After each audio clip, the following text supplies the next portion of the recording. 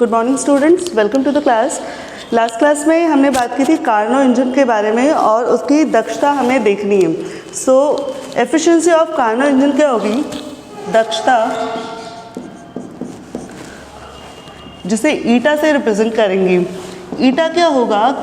Karnaugh engine में हमने देखा था कि स्रोत से Q1 ऊष्मा लेकर पिस्टन पर W कार्य किया जाता है और Q2 ऊष्मा सिंक को दे दी जाती है। यानी कि इंजन क्या है? एक ऐसी युक्ति है जो कि स्रोत से ऊष्मा लेकर उसे कार्य में परिवर्तित करता है। यानी कि क्या कर रहा है? Q1 अगर ऊष्मा ली है तो कितनी ऊष्मा को कार्य में परिवर्तित किया है? W।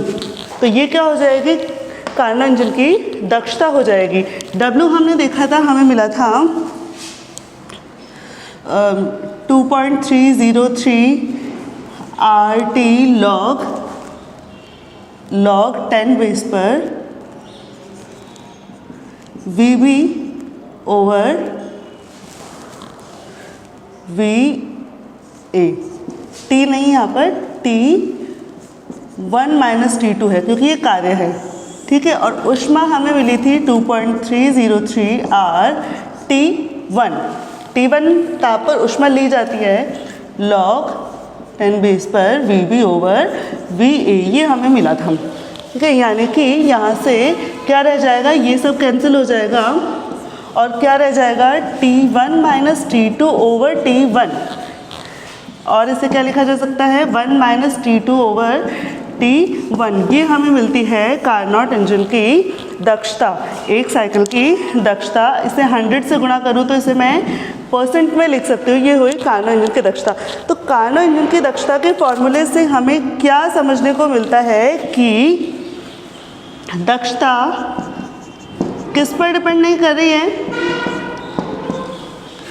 कार्यकारी पदार्थ पर। यहाँ पर किसी तरह से कार्यकारी पदार्थ पर दक्षता निर्भर नहीं कर रही है, कार्यकारी पदार्थ पर निर्भर नहीं कर रही है, ठीक है, पहली बात। दूसरी बात है कि किस पर निर्भर कर रही है? ताप, स्रोत और सिंक के ताप। देखिए T2 सिंक का ताप है, T1 स्रोत का ताप है, यानी कि ताप T1 व T2 पर निर्भर कर रही है, ठीक है।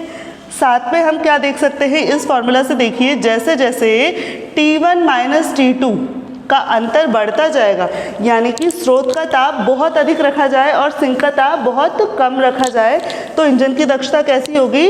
अच्छी दक्षता होगी, ज़्यादा दक्षता होगी। यानी कि यहाँ लिख सकते हैं हम कि T1 माइनस T2 के साथ दक्षता क्या है? बढ़ती है, ठीक है। ये हम देख सकते हैं। एक और बात हम क्या देख सकते हैं कि यहाँ पर यदि T2 को 0 कर दिया जाए, यानी कि क्या है? यदि T2 सिंक का ताप 0 कर दिया जाए, 0 केल्विन कर दिया जाए, तो दक्षता ईटा क्या होगी? 100% हो जाएगी। लेकिन ये चीज़ क्या है? पॉसिबल नहीं है। किसी भी वस्तु का ताप हम 0 केल्विन तक नहीं पहुंच पाते हैं। ये एक आदर्श स्थिति है। इस आदर्श स्थिति तक पहुंचना असंभव सा है। इसलिए कभी भी कार्नोट इंजन की दक्षता 100% नहीं हो सकती। और इसकी दक्षता 100% कब हो सकती है? जब हम T1 को क्या कर दें? इनफाइनाइट कर दें। यानी कि T1 को अगर इनफाइनाइट कर दिया, यानी कि स्रोत का ताप हमने अनंत कर दिया है, तब भी हमें क्या मिल सकता है? ईटा इज इक्वल टू 100% मिल सकता है। लेकिन ये भी कैसी स्थिति है? एक आदर्श स्थिति है और आदर्श स्थिति तक पहुंचना असंभव है। इसीलिए कार्नोट इंजन की दक्षता कभी भी 100% नहीं हो सकती है। और हमने बात करी थी कि कार्नोट इंजन एक ऐसा इंजन है जिसकी सभी अवस्थाएं कैसी होती है? उत्क्रमणीय होती है, यानी कि इसको रिवर्स डायरेक्शन में भी काम करवाया जा सकता है। ये तो है कार्नोट इंजन की दक्षता। अब यदि इसे रिवर्स डायरेक्शन में काम करवा जाए तो ये एक कैसी युक्ति बन जाएगा? इंजन की जगह, ऊष्मा इंजन की जगह ये एक रेफ्रिजरेटर की तरह काम करेगा। यानी कि देखिए Q1 स्रोत से ऊष्मा ली यहाँ पर कार्यकारी पदार्थ है, इस पर इसने W कार्य कर दिया और स्रोत को Q2 ऊष्मा दे दी। यदि हम इसको रिवर्स डायरेक्शन में करवाएं, यानी कि क्या करें, स्रोत से हम Q2 ऊष्मा लें, कार्यकारी पदार्थ पर हम W कार्य करवाएं और सिंक को Q1 ऊष्मा त्याग दें, तो ये क्या हो जाएगा, एक रेफ्रिजरेटर की तरह काम करेगा। किसकी तरह? रेफ्रिजरेटर की तरह काम करेगा। और रेफ्रिजरेटर के लिए हम एक प्रशीतन गुणांक काम में लेते हैं। प्रशीतन कहेंगे रेफ्रिजरेटर को, प्रशीतन का कार्य गुणांक। तो प्रशीतन के कार्य गुणांक को हम बीटा से रिप्रेजेंट करेंगे और ये क्या होता है, अवशोषित ऊष्मा। अवशोषित ऊष्मा जो कि क्या है, Q1 है, सॉरी Q2 है, Q2 ऊष्मा अवशोषित की जा रही है अपॉन में कार्यकारी पदार्थ पर किया गया कार्य, कार्यकारी पदार्थ पर किया गया कार्य। ये क्या है, W है। इसलिए हम क्या लिख सकते हैं, Q2 ओवर कितना कार्य किया जाता है, Q1 माइनस Q2 कार्य किया जाता है। इतना कार्य कार्यकारी पदार्थ पर किया जाता है और इसे लिख सकते हैं T2 over T1 minus T2 भी लिखा जा सकता है। ये होता है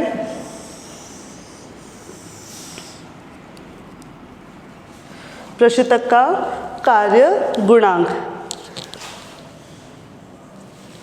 देखिए, हमने ये बात कही थी कि कार्नो इंजन की दक्षता कभी भी 100% नहीं हो सकती है और 100% से ज़्यादा तो बिल्कुल ही पॉसिबल नहीं है। लेकिन यहाँ पर क्या है, कार्य गुणांक 100% से ज़्यादा भी हो सकता है। यानी कि आपने Q2 ऊष्मा ली, यदि Q2 ऊष्मा जो ली है वो किए गए कार्य से ज़्यादा है। Q2 ऊष्मा क्या है, किए गए कार्य यानी कि W से ज़्यादा है, तो इसका कार्य गुणांक क्या हो जाएगा, ग्रेटर देन 100% हो जाएगा। रेफ्रिजरेटर और ऊष्मा इंजन में ये दो मेन डिफरेंसेस हैं। इसके बाद हम एक नया टॉपिक देखेंगे, ऊष्मागतिकी ताप पैमाना।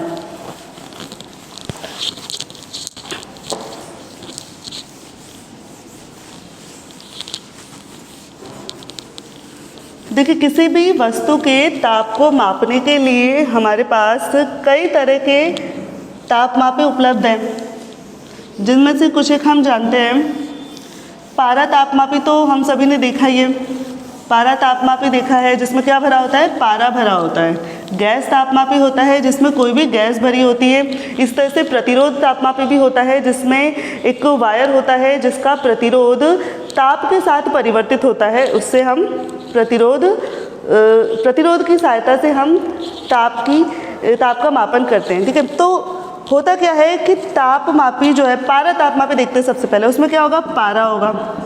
पारा का क्या होता है, जैसे जैसे टेम्परेचर इंक्रीज होता है वैसे वैसे पारा जो है, पारा भी वो जो तापमापी होता है उसमें बढ़ता है। तो इसका क्या होता है, रेखीय प्रसार होता है।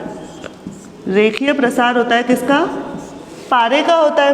इसी तरह से गैस तापमापी होता है। ये कौन सा लिया हमने, पारा तापमापी लिया। इस तरह से गैस तापमापी ले, गैस तापमापी ले, तो गैस तापमापी में क्या होता है, कोई भी गैस भरी होगी तो जैसे जैसे टेम्परेचर इंक्रीज होगा वैसे वैसे गैस का क्या होगा, आयतन बढ़ेगा। तो यहाँ पे क्या हो रहा है, आयतन प्रसार हो रहा है, आयतन प्रसार होता है। और अगर बात करें प्रतिरोध तापमापी की,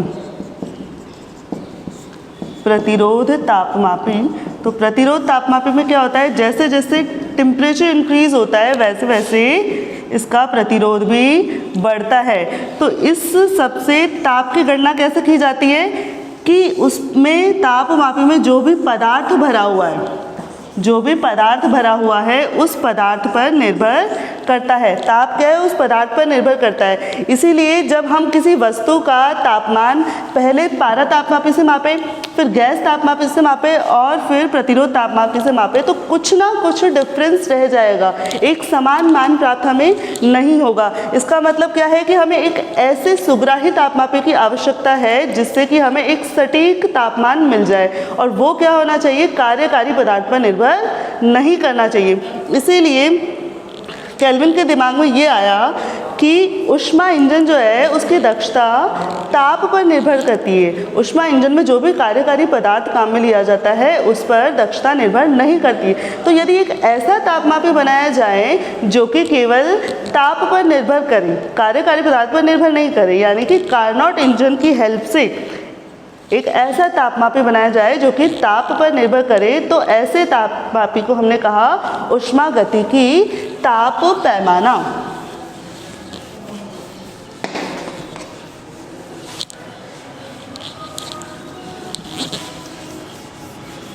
तो अब हम देखेंगे ऊष्मागतिकी ताप पैमाने का क्या कॉन्सेप्ट है, कैसे ऊष्मागतिकी ताप पैमाने को एक स्टैंडर्ड ताप पैमाने के रूप में लिया गया। ऊष्मागतिकी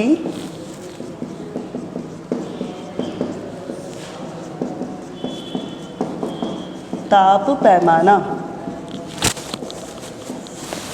ऊष्मागतिकी ताप पैमाने में हमने क्या देखा, देखिए दक्षता है कार्नोट इंजन की,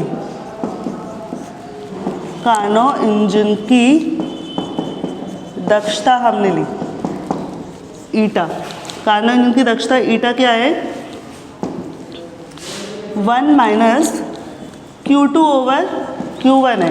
इसे समीकरण नंबर 1 नाम देते हैं। और हमने कहा कि दक्षता क्या है, केवल और केवल स्रोत और सिंक के ताप पर निर्भर करती है, यानी कि eta should be a function of θ1 and θ2।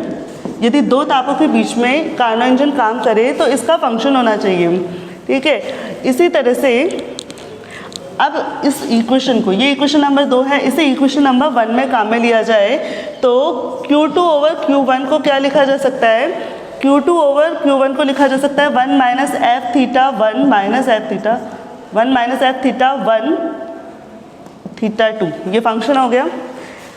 इससे Q1/Q2 के रूप में लिखूँ तो 1/1 माइनस F θ 1 θ2 लिखा जा सकता है, जो भी एक क्या है θ1 और θ2 का एक फंक्शन है। इसे हमने एक नए फंक्शन के रूप में नाम दिया है, इसे इक्वेशन नंबर 3 नाम दे देते हैं। अब यदि Q1 और Q2 ताप के बीच में काम कर रहा है कोई भी इंजन, Q1 और Q2 ऊष्मा ले रहा है तो उसके लिए ये फंक्शन है। इसी तरह से यदि θ2 और θ3 ताप के बीच में काम करें, इसी तरह से हम क्या लिख सकते हैं, Q2/Q3 को हम क्या लिख सकते हैं, F θ2 और θ3 ताप के बीच में कार्य करने वाला एक इंजन हो गया है ये। और यदि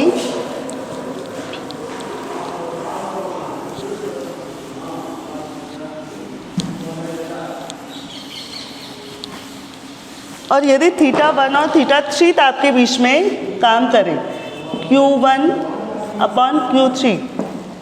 θ1 और θ3 ताप के बीच में काम करने वाला एक इंजन है। यानी कि हमने क्या लिया, 2 तरह के साइकिल ले लिए। एक साइकिल में हमने क्या किया, ये यहाँ पर θ1 ताप पर है, इस पर हमने एक इंजन लगाया, ठीक है, और ये क्या है θ2 ताप हमें मिल गया। यहाँ पर W कार्य हो गया और हमें यहाँ पर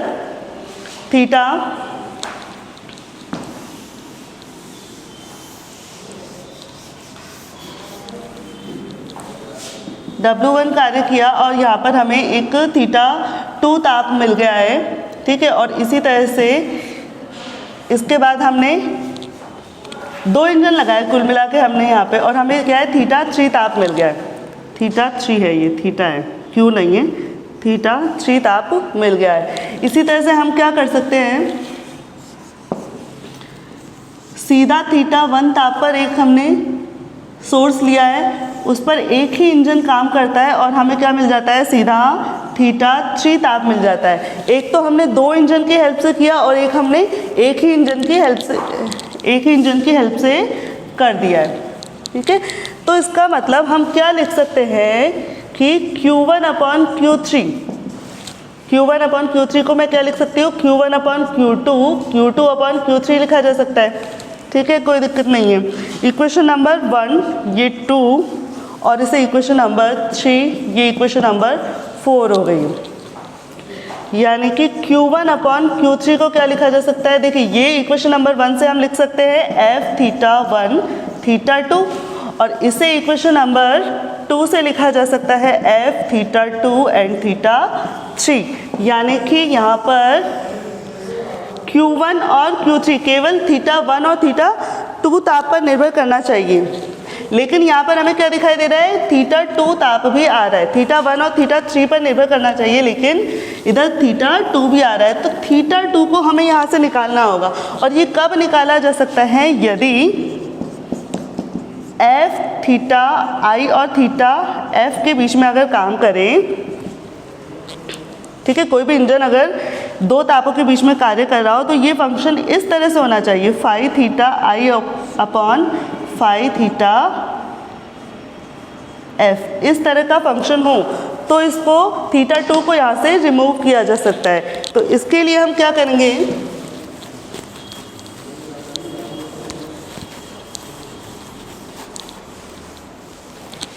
देखिए ये इक्वेशन नंबर 5 हो गई। यानी कि Q1/Q3 को क्या लिखा जा सकता है, Φθ1/Φθ2। ये हमने इस फंक्शन के लिए लिखा है।